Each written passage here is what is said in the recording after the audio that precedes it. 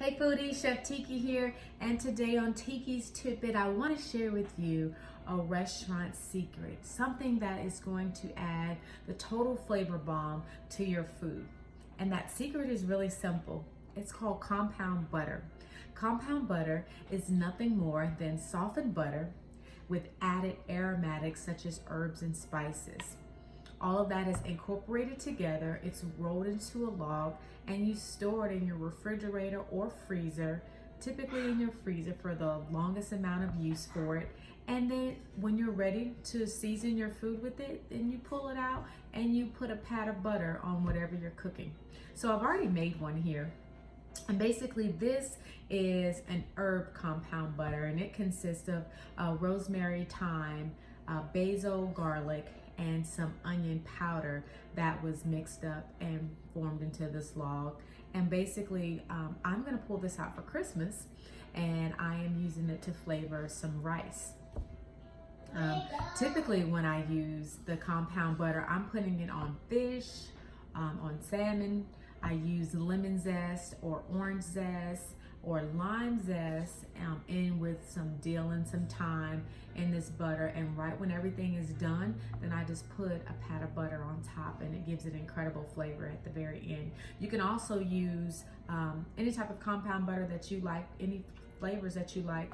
I like to put this under the skin of my chicken when I roast it, as well as on top of the skin. I use it on pastas, I use it on vegetables, and more commonly even breads. So I want to get in here and show you how you can make a sweet compound butter, because this is more of a savory compound butter. But I'm going to use this sweet compound butter that I'm about to show you for Christmas as well.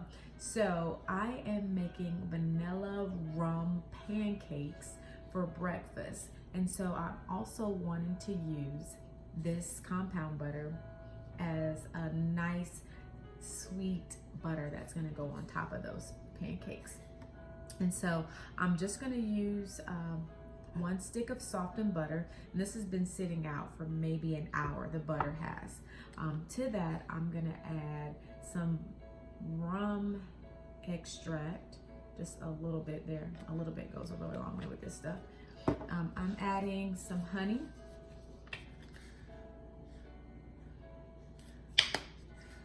And with this compound butter, you don't really have to measure things. Except for like extract, you use a teaspoon here, a teaspoon there, things like that, because that stuff goes a long way. But there's really not a measuring. And then I'm adding a little bit of cinnamon.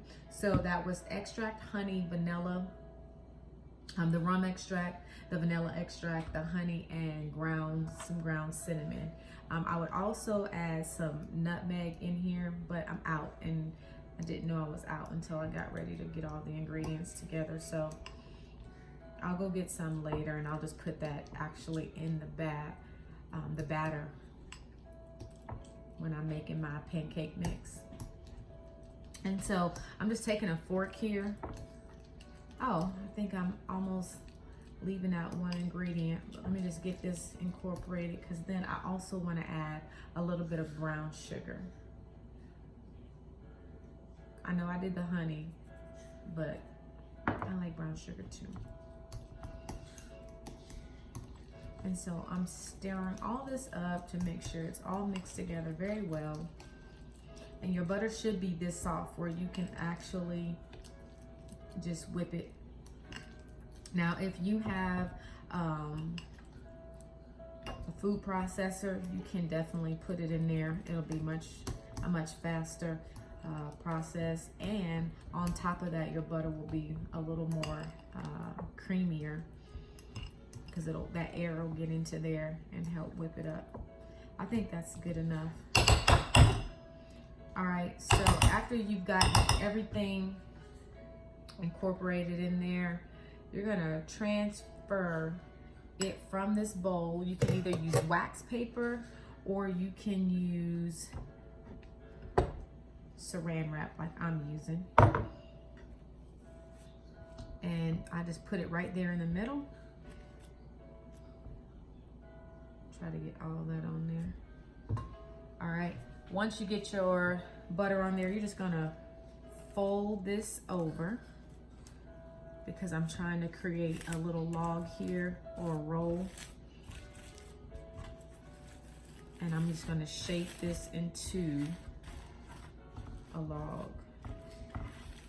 And then I'm gonna give this a little room on the end. As you can see, that little room I'm just giving it so the butter can thin out. One way is gonna go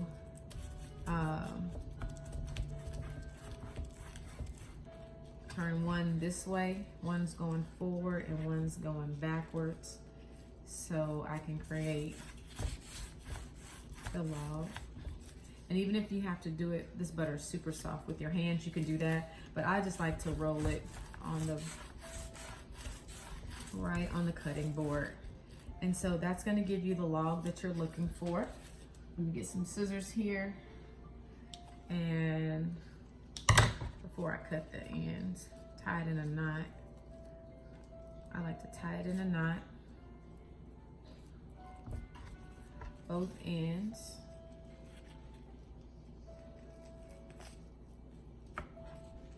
Like so, there you go. And then I'll just cut off the end.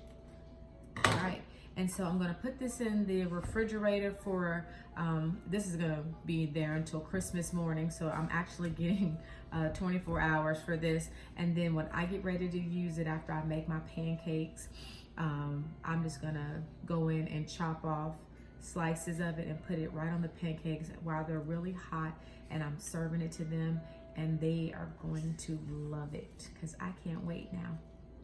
So that's how you make compound butter. Try out your favorite compound butters.